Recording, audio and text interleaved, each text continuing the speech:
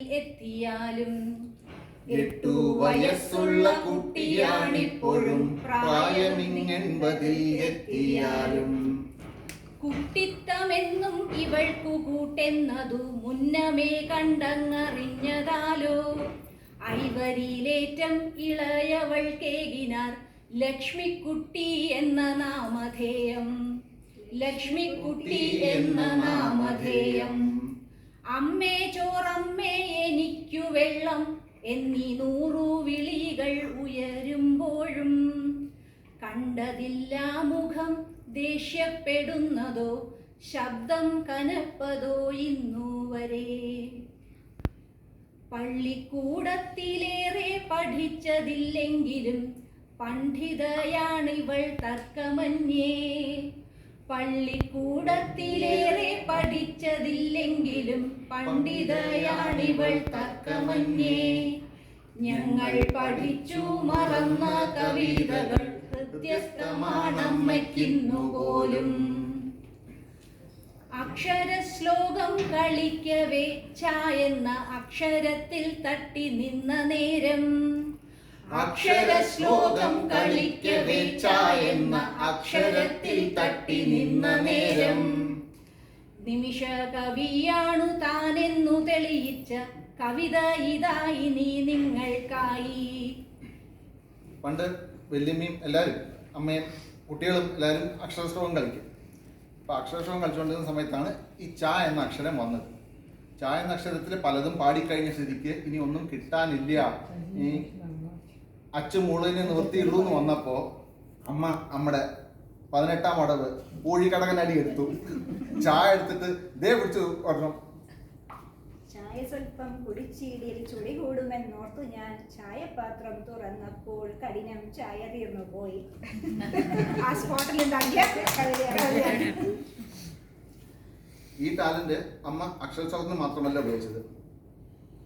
എന്ത് രസകരമായിട്ട് കേട്ടാലും അത് ഉടനെ ആരെന്ത് പറഞ്ഞാലും അത് എവിടെയെങ്കിലും സ്റ്റോർ ചെയ്ത് വെച്ചും അടുത്ത ദിവസം ഇതായിട്ട് വരും, പാട്ടായിട്ട് വരും. അങ്ങനെയുള്ള സന്ദർഭത്തിലാണ് മിന്നു ഒക്കെ ചെറിയ കുട്ടി, മിന്നു ആദു ഒക്കെ ഉണ്ട്, അവർ വന്നിരിക്കുകയാണ്. അന്ന് CSKയുടെ ഒരു മാച്ച് ഉണ്ടായിരുന്നു. കഷ്ടകാലത്തിന് ധോണിയുടെ ടീം ധോണി തോറ്റു. അപ്പോൾ തോറ്റ സങ്കടത്തിൽ അവൻ കടന്ന് കരയാണ്, രാത്രി കടന്നിട്ട് ഏങ്ങി കരയാണ്. അപ്പോൾ ഇവൻ ആശ്വസിപ്പിച്ചു, നോക്ക് വിഷമിക്കല്ലേ, നോക്ക് ദൈവം കാറ്റ് പോലെ അയച്ചിട്ടുണ്ട്, നമ്മളെ സമാധാനിപ്പിക്കാനായിട്ട്, നീ കരയല്ലേ എന്നൊക്കെ പറഞ്ഞിട്ട് അവനങ്ങനെ ഇതാക്കി. അടുത്ത ദിവസം അമ്മ എഴുതിയ പാട്ടാണ്. ഞങ്ങൾ കുറച്ച് ചില ഭാഗത്തൊക്കെ ഞങ്ങൾ വരികൾ മറന്നുപോയതുകൊണ്ട് അമ്മ ഞങ്ങൾ ഞങ്ങളുടേതായിട്ട് കുറച്ച് വരികളൊക്കെ ചേർത്തിട്ട് ക്ഷമിക്കുക. മിന്നു നീ പൊന്നല്ലേ, മിന്നുന്ന പൊന്നല്ലേ, മിന്നിട്ടും മിന്നിട്ടും മങ്ങാത്ത പൊന്നല്ലേ, സുജയുടെ കണ്ണല്ലേ, ശശിയുടെ കാതല്ലേ, മുയലിന്റെ പല്ലല്ലേ, നിന്റെ മാത്രം മൂക്കല്ലേ, ക്ലാസ്സിൽ നീ ഫസ്റ്റ് അല്ലേ, ക്രിക്കറ്റിൽ ബെസ്റ്റ് അല്ലേ, കാണാൻ നീ ഷോർട്ട് അല്ലേ, എന്നാലും ക്യൂട്ടല്ലേ, ധോണിയുടെ ഫാനല്ലേ, അവൻ തോറ്റാൽ കരയല്ലേ, ആശ്വാസമേകാനായി ദൈവത്തിൻ കാറ്റില്ലേ.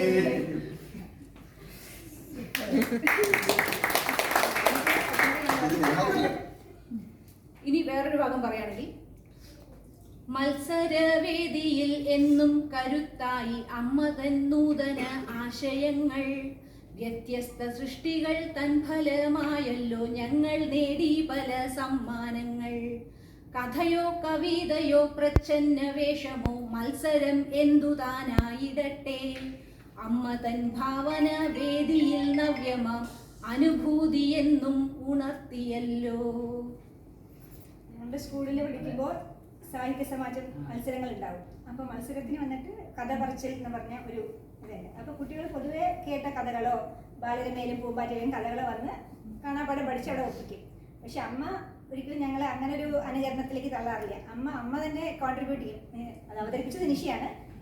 ചക്കംകുളം, നമ്മുടെ നാട്ടിൽ ചക്കംകുളത്തിന് വേണ്ടിയിട്ട് അമ്മ ചക്കംകുളത്തെ പറ്റി ഒരു കഥ എഴുതിയിട്ടുണ്ട്, മണ്ടംപറമ്പിനെ പറ്റി ഒരു കഥ എഴുതി, ഇതൊക്കെ അവതരിപ്പിച്ച് സമ്മാനം നേടിയിട്ടുണ്ട്. സോ അതിനൊക്കെ ആശയം അമ്മയുടെ അടുത്ത് നിന്നാണ്.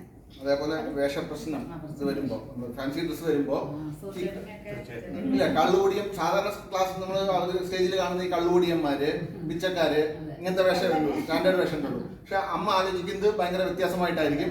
ശുപ്പാമണി ഭാഗവതനാക്കിയിട്ടുണ്ട്, ബുദ്ധനാക്കിയിട്ടുണ്ട്, മീരാക്കിയിട്ടുണ്ട്, ശങ്കരാചാര്യരാക്കിയിട്ടുണ്ട്. ഒരു ക്ലൗൺ ഈവൻ ഞാനായിട്ടുണ്ട്. അത്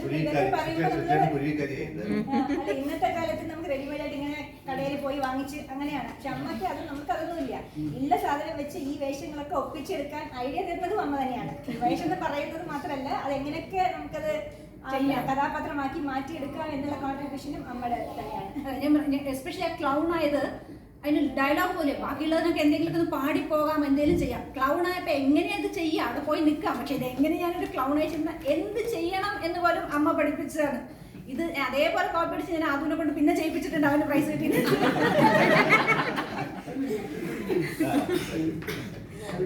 ഇതൊക്കെ പറയുമ്പോ നമ്മുടെ മറ്റൊരു ഒന്നും നമ്മൾ ചെയ്തില്ല. രണ്ട് സൈഡും ഓട്ടയായിട്ടുള്ളൊരു കവർ എടുത്തു, പ്ലാസ്റ്റിക് കവറിൽ. എന്നിട്ട് ഞങ്ങൾ എന്ത് ചെയ്തു പറഞ്ഞാൽ അത് ഉള്ളിൽ സാധനങ്ങളിട്ട് രണ്ട് സൈഡും പിടിച്ചിട്ടാണ് ഞാൻ സ്റ്റേജിലേക്ക് പോകുന്നത്. എന്നിട്ട് ഞാൻ അവിടെ എത്തുമ്പോൾ ഒരു സൈഡ് വിടണം, സോ അത് വീഴുമല്ലോ എല്ലാം. എന്നിട്ട് വീണ്ടും എടുത്തിടുകയാണ് ക്ലൗൺ. പിന്നെ എടുക്കുമ്പോൾ ഇത് വീണുകൊണ്ടിരിക്കുന്നു. അപ്പോൾ അത് എടുക്കാനുള്ള തത്രപ്പാടും അങ്ങനെയൊക്കെ ആയിട്ട് ആൾക്കാർ കുറെ ചിരിക്കാനൊക്കെ തുടങ്ങി. സോ ക്ലൗണായിട്ട് ആൾക്കാർ ചിരിപ്പിക്കുക, അത് ഞാൻ ചെയ്തു. അങ്ങനെയാണ്. അതൊരു മുസ്ലിം ആയിട്ടൊരു ചായക്കട, അതിൽ കുറ്റിത്താടിയാണ്. നമുക്ക് താടി വെക്കാനായിട്ടൊന്നുമില്ല. അപ്പൊ പശ തയ്ച്ചു വെച്ചിട്ട് ഉമ്മിക്കരിയാണ് ഒട്ടിച്ചത്. അത് കുറ്റിത്താടി നന്നായിരുന്നു. അതിനൊക്കെ സമ്മാനം കിട്ടിയിട്ടുണ്ട്. അപ്പൊ മറ്റൊരു ടാലന്റ് പാരഡി നമ്മുടെ അത് നമ്മള് മ്യൂട്ടിന്റെ പറഞ്ഞു. പാരഡിയിൽ ഞങ്ങൾ ഗുരു തന്നെയാണ് നമ്മൾ ചെയ്തത്. അത് സിനിമ പാട്ട് വേണ്ട, ശാസ്ത്രീയ സംഗീതമാണെങ്കിൽ പോലും അമ്മ അതിന് തരും. അത് നിഷേധ അവതരിപ്പിക്കുന്നത് പറയുന്നതൊക്കെ നല്ലത്. അതെ, ഞാൻ കീർത്തനങ്ങൾ പഠിച്ചുകൊണ്ടിരുന്ന സമയത്ത് ഒരു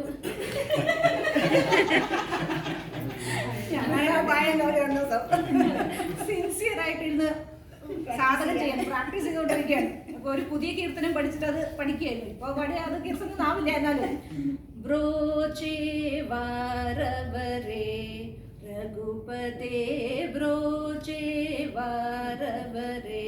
ഇതാണ് ഞാനിവിടെ പാടുമ്പോ അമ്മ അപ്പുറത്തിരുന്ന് പൂച്ചേ വായി വിരേ പൂച്ചേ വായി വിരേ. എന്നിട്ട് ഞാൻ കടങ്ങി നമ്മുടെ ചില പാടാൻ സമയത്ത്. അപ്പോ അതേപോലെ കുട്ടികൾ നമ്മൾ സാധാരണ ഉറക്കുന്ന പാട്ടാണല്ലോ, ഓമന തിങ്കൾ കിടാവോ എന്നുള്ള പാട്ട്.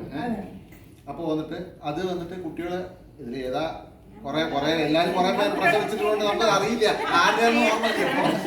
ഏതൊരു കുട്ടി ഇങ്ങനെ പാടി ഉറക്കിക്കൊണ്ടിരിക്കുകയാണ്. കുട്ടിയുടെ അമ്മ ഉറക്കി പാടി ഉറക്കേണ്ട, കുട്ടി ഉറങ്ങണില്ല. ഓമനത്തിങ്കളുടെ ലൈൻസ് മുഴുവൻ പാടി കഴിഞ്ഞു, കിട്ടുന്നില്ല. അപ്പൊ അമ്മ ആപത്പന്തനായിട്ട് അമ്മ വന്നു. അമ്മ ബാക്കിയുള്ള കുറച്ച് ലൈൻസ് കോൺട്രിബ്യൂട്ട് ചെയ്തിരിക്കുകയാണ്.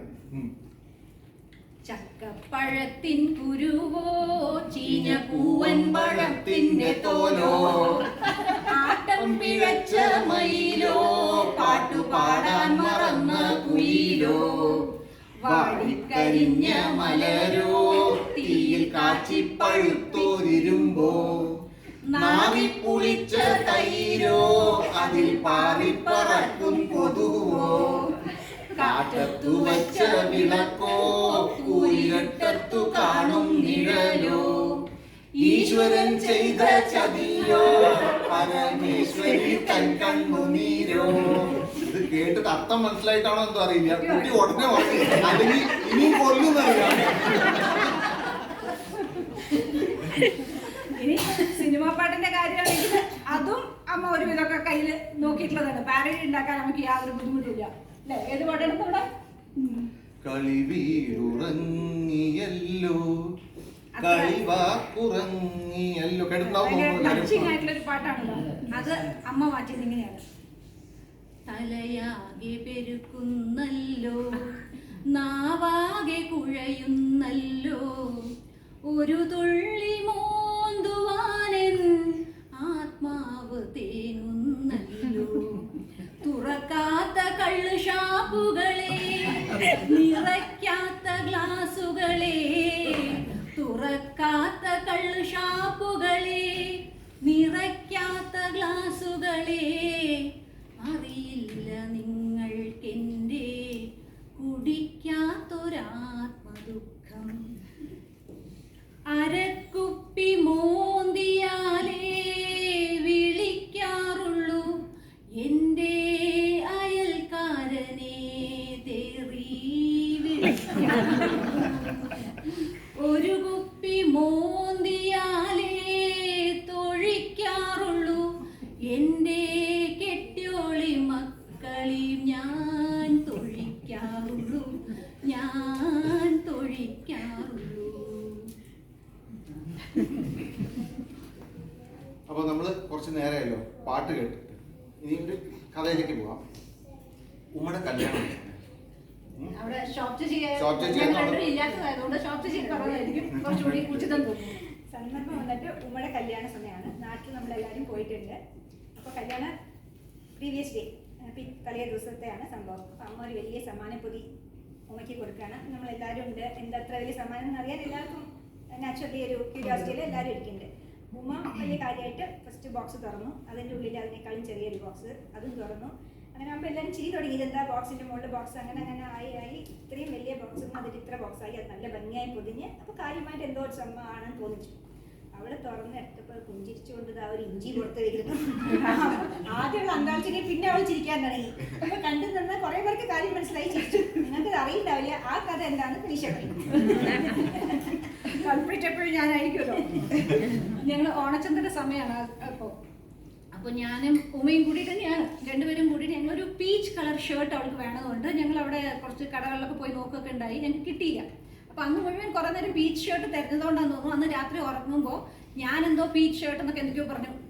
അച്ഛൻ ഉറങ്ങിക്കിടന്ന് അച്ഛൻ ഉണർന്നിട്ട് അച്ഛൻ കേട്ടത് ഛർദ്ദിക്കാൻ വരുന്നുണ്ട്. ഞാനമ്മയും അടുത്തടുത്താണ് കിടക്കണത്. അപ്പൊ ആരും ഈ പറഞ്ഞേ അച്ഛന് മനസ്സിലായില്ല. ആർക്കോ ഛർദ്ദിക്കാൻ വരുന്നുണ്ട് മനസ്സിലായി. അച്ഛന്റെ കൈയുടെ അടുത്ത് കിടക്കണത് ഉമ്മയാണ്. പിന്നെ അവളെ തന്നെ ആയിക്കോട്ടെ അച്ഛൻ അവളെ തട്ടിമുടുത്ത് എന്താ മോളെ ചോദിക്കുന്നത് അവൾക്കൊന്നും മനസ്സിലാവില്ല. അച്ഛൻ വേഗം അമ്മയെ വിളിച്ചു, പോയിട്ട് കുറച്ച് ഇഞ്ചി കഷ്ണം എടുത്തിട്ട് വരും. അമ്മയാണെങ്കിൽ ഇഞ്ചി നീര് എടുത്തിട്ട് വരാൻ പറഞ്ഞു. അപ്പൊ അമ്മയ്ക്ക് അർദ്ധരാത്രിക്ക് പോയി ഇഞ്ചി നീരൊന്നും എടുത്തിട്ട് വരാൻ പറ്റില്ലാത്തതുകൊണ്ട് അമ്മ വേഗം ഇഞ്ചി കഷ്ണങ്ങളാക്കി കുറച്ച് ഉപ്പും കുറച്ച് ടേസ്റ്റോ അതും കൂടി ആയിക്കോട്ടെ വെച്ചിട്ട് ഇത്തിരി ഉപ്പും കൂടി ചേർത്ത് വേഗം ഉമ്മയ്ക്ക് കൊടുക്കും. ഇവൾ അല്ലെങ്കിൽ ഉറക്കപ്രാന്തിലിരിക്കണം. ഉമ്മയുടെ അടുത്ത് അത് കൊടുത്തിട്ട് കഴിക്കും മോളെ കഴിക്കും. അവള് പാവം നല്ല വേഗം അത് കഴിഞ്ഞ് പിറ്റേ ദിവസം അവൾ എണീറ്റ് ചോദിച്ചു, അല്ല ഇപ്പൊ കുറവുണ്ടോ ചോദിച്ചു. ആന്നുകൊണ്ട് അവൾ കടന്നു ഉറങ്ങുന്നു. പിറ്റേ ദിവസം രാവിലെ അവളെ എണീറ്റിട്ട് അല്ല എന്തിനാ നിങ്ങളെ ഇഞ്ചി തന്നെ.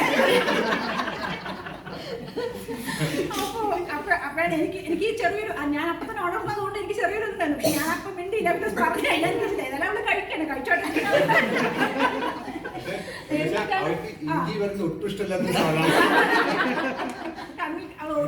എന്തെങ്കിലും കറിയിലൊക്കെ പെട്ടാലും മാറ്റി വെച്ച് കഴിക്കുന്ന കൂട്ടത്തിലാണ് അവള്. ആ ഇഞ്ചിയാണ് അവളെ കൊണ്ട് കഴിച്ചത്. ആ ഇൻസിഡന്റ് ഓർമ്മിപ്പിക്കാനാണ് അമ്മ അവളുടെ കല്യാണ സമയത്ത് ഇഞ്ചി തന്നെ സമ്മാനമായിട്ട് കൊടുക്കണം. അങ്ങനെ അത്യാവശ്യം കുറച്ച് കുറുമ്പ് കൂടി കയ്യിലുള്ള ഒരാളാണ് നമ്മുടെ അമ്മ. അപ്പൊ ഈ ഉമ്മേനെ ഇഞ്ചി തീറ്റിച്ചതുപോലെ എനിക്ക് ചപ്പാത്തി ഇഷ്ടമല്ല, പൂരി ഇഷ്ടം. ചെറിയ ഞാൻ വന്നിട്ട് ചപ്പാത്തി കഴിക്കില്ല, എനിക്ക് ചപ്പാത്തി വേണ്ട എന്ന് പറഞ്ഞോണ്ടിരിക്കും. അപ്പൊ അമ്മ വന്നിട്ട് ഈ കുരുന്ന് ഹൃദയത്തിനെ എങ്ങനെ പറ്റിച്ചു വെച്ചാൽ ചെറിയ സൈസിൽ ചപ്പാത്തി ഉണ്ടാക്കും. അപ്പൊ നമുക്ക് പൂരി കൊണ്ട് ചെറുതായിരിക്കും, ചപ്പാത്തി കൊണ്ട് കുറച്ച് ചെറുതായിരിക്കും.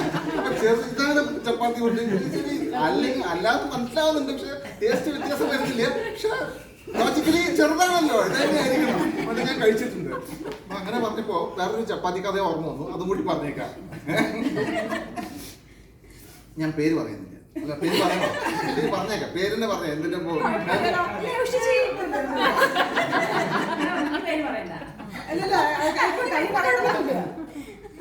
ഉച്ചേച്ചി ഗീച്ചേച്ചി എല്ലാവരും ഉണ്ട് ആ സമയത്ത്. എല്ലാവരും ജോലിക്ക് പോണ സമയത്ത്, രണ്ടുപേരും ജോലിക്ക് പോണ സമയമാണ്. ഉച്ചേച്ചിയാണ് ദുർവാസാവ് ആയിരിക്കുന്ന സമയമാണ്. ക്ഷിപ്രകോപിയാണല്ലോ ആ സമയത്ത്. ഭയങ്കര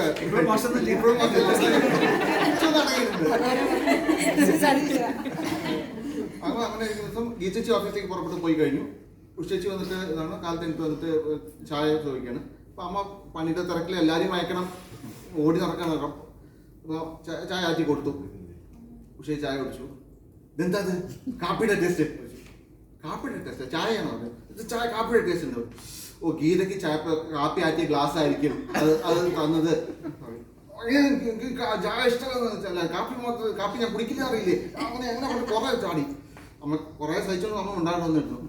കുറച്ച് കഴിഞ്ഞപ്പോൾ ഓഫീസിലേക്ക് പോകാൻ റെഡിയായിട്ട് ഉച്ചിച്ച് വരികയാണ്. അപ്പൊ അന്ന് പൂരിയോ ചപ്പാത്തിയോ എന്താണ് ചപ്പാത്തിയാന്ന് തോന്നുന്നു. അപ്പൊ അമ്മ വന്നിട്ട് ഒരു പ്ലേറ്റ് കമത്തിയിട്ടിട്ട് അതിനകത്ത് കഷ്ടപ്പെട്ട് ഇങ്ങനെ പരത്തിക്കൊണ്ടിരിക്കുന്നത്. അപ്പൊ അതെന്ത് ചപ്പാത്തി പോലെ കല്ലേ? ഇല്ല, അതിലും തന്നെ പൂരി പരത്തി. ഇനിയിപ്പോ അതിൽ ചപ്പാത്തി ടേസ്റ്റ്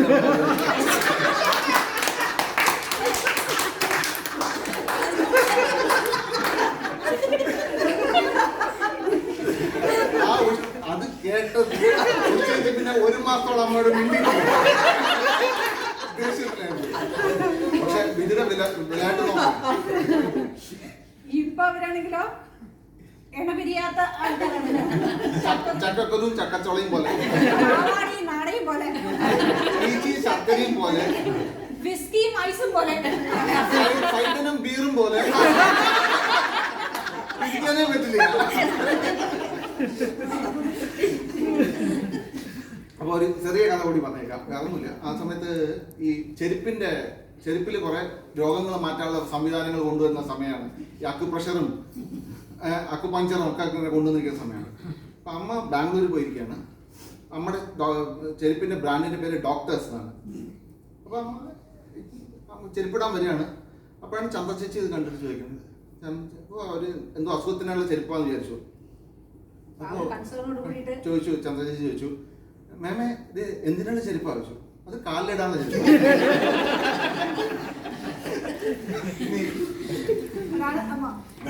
ഇതേപോലെ നിങ്ങൾക്ക് ഓരോരുത്തർക്കും ഉണ്ണി ചേച്ചിയെ കുറിച്ച്, ചെറിയമ്മയെ കുറിച്ച്, ചെറുവിനെ കുറിച്ച് നിങ്ങൾക്ക് എന്തെങ്കിലുമൊക്കെ ഓർമ്മകളുണ്ടെങ്കിൽ അത് ഷെയർ ചെയ്യുകയാണെങ്കിൽ ഞങ്ങൾക്ക് അത് കേൾക്കാനൊരു സന്തോഷമായിരിക്കും.